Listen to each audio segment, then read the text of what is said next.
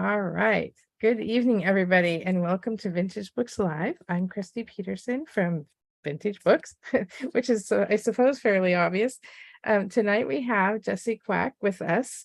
Jessie is a writer of all sorts of different things, really, nonfiction, creative, on the creative process. But most notably, and what we're mostly going to be talking about tonight, is her science fiction and fantasy writing. And we're going to start with her newest book, which is called After the Tide. She's going to hold it up for me. Yay. It's a novella. It's coming out from, is it Fairwood Press? I forgot to look that up. Yep, Fairwood Press. Which is a Washington press, which is so local, locally, Pacific Northwest Press, which is also really fun.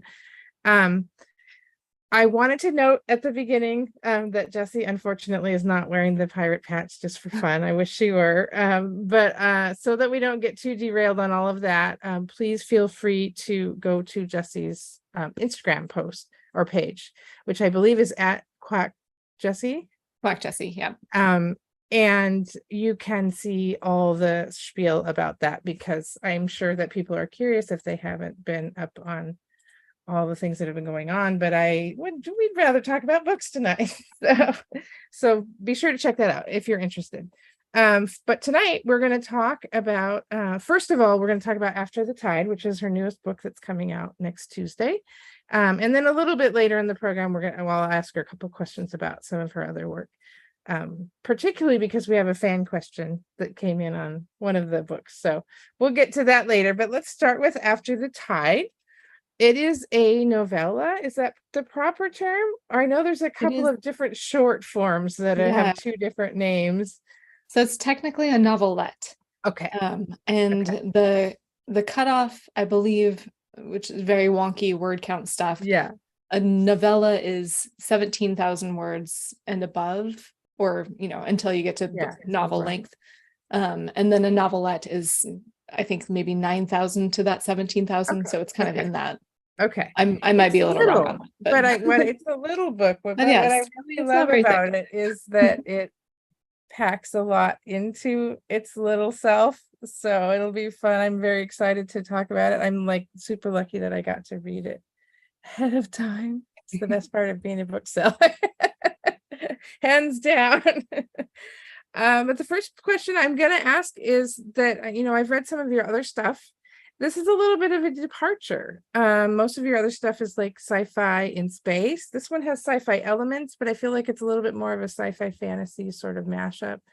And no spaceships, it's ground-based. And so I'm really curious, like, how this little story came to be. That's just it's very much its own thing. Yeah, the thing I love about writing shorter stories, which I don't do very often, I write mostly novels. Most of the time, until very recently, whenever I've started a short story, it's ended up just being like the first chapter of a novel. And I'm like, oh, I did it again. How do you write a short? But now that I've kind of figured out the form a little bit more, what I love about it is you can do things, you can play with language and ideas in a way that that would be exhausting to do in a whole novel or a series of novels. So that was kind of, I guess, maybe some of the inspiration behind it. I wanted to be a little bit more playful, I guess. And so my brain was like, well, let's try this thing. Let's explore this fun city that has like, I guess it's just a little bit of the premise of the book is that there's a city that has been mostly submerged, or it was submerged centuries ago. And then the residents kind of built the city at the hill beyond it. But so there's this whole portion of the city that has been underwater for centuries. But because of a convergence of the planet's moons or what, don't science me on this. Just go with it. It doesn't matter. It's all good. The tide has, there's like a historic low tide that has uncovered the lowest portions of the city that no one's seen. And so it's like, this event of a generation or of, generations, like, people are not, this isn't going to happen again for forever. So the book starts with, there's kind of this real party atmosphere. Everyone's exploring, there's all these events planned that night. But our main character, Adria, she is actually taking part in this kind of citywide scavenger hunt that's a little underground, it's a little mysterious. She doesn't quite know what she's getting into, but it turns out she's getting into some pretty dangerous stuff. But that's kind of the premise of the book is, and kind of how I started writing this book too, was just following Adria as she like explored the different parts of the city.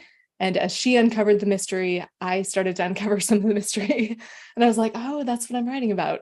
So, Yeah. Something with a longer novel, it would have been a lot more difficult Right. to explore that way. Did But I've probably asked you this in a past interview, but of course I've forgotten the answer, and maybe there's new people watching, so I'll ask it again. Are you typically more of a, like, I'm going to write this story and uncover it as I go kind of a person? Or are you typically more of a, I'm going to plan this out, and while there might still be some discovery, I kind of know where everything's going ahead of time? a little bit of both. I feel like unless I'm actually writing, I don't know what's happening in the story. I can't, I don't sit down and think, I'll do this and then this and then this. I really have to kind of be in the process of writing. And so with a shorter story, I will just kind of see where it's going and then think about it for a while and then be like, oh, okay, here's how I'll finish it, or here's how the pieces fit together. And I did that honestly with my very first series, the Bellari Saga series. Those books, I did not know where I was going from start to finish. So there's 5 books. It's a complete story arc. So I had to like tie up ends, tie up plot lines at the end. And that was so stressful. Writing book 5 was so stressful because I was like, I did not come into this with a plan. Where are we going here? No, that one isn't out. Book 5 isn't out yet, right? It is, yeah. Oh, it is. No, okay, I'm getting mixed up. So the Bellari all 5 are out. Okay. Yep. Yeah, I'm So thinking the Nancy Chronicles, which is my second series, I was like, I'm not doing that again. I'm going to come up with a plan. I know what I'm doing. I'm gonna, yeah. So I outlined the Nancy Chronicles books much more than I did the Bellari Saga books. Yeah. Would you mind? I was gonna ask you to read the first few lines of the book, but if there's another section that you'd rather read, that's okay. I was just thinking like a paragraph. I was thinking the first few lines just to kind of give it as a teaser, but if you think there's a better teaser, you're welcome to read something different. Yeah, I think that's